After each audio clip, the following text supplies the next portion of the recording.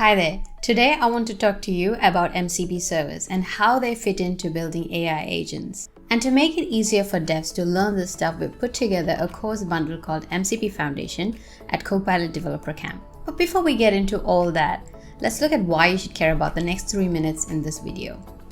Okay, so you've built an AI agent and it can reason about almost anything until you ask it to actually do something like check inventory, book a meeting, or pull up an order, etc.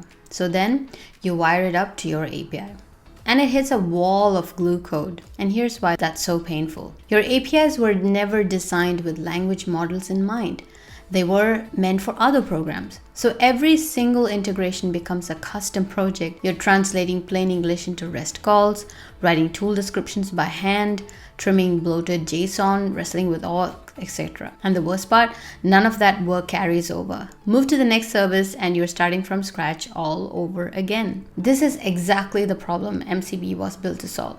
The Model Context Protocol. It's like a USB, but for AI. Instead of building a custom cable for every device, you plug into one universal port. Build your service once and any MCP-aware agent can use it. So how does it actually work? Just a client and a server talking to each other. The host is whatever AI app you're using, whether it's Copilot, your agent, or chatbot.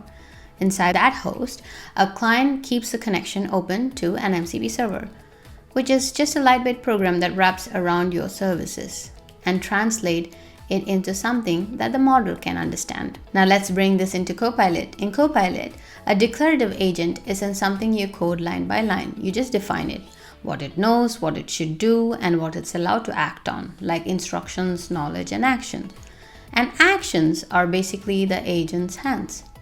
And this is where your MCP server plugs in. So the moment it connects, every tool it exposes is instantly something the agent can reach for. Now let's walk through what actually happens when someone asks a question in your agent. The user asks something, the orchestrator in Copilot figures out it needs to take action. It calls the action your MCP server. The server reaches out to your real service, and the agent turns whatever comes back into a normal human answer. And here's the best part, that one server works for Copilot, your IDE, and whatever agent you're going to build next. One last thing before you go ahead and build an MCP server for your API services. Security matters. An MCP server without authentication is basically an unlocked door.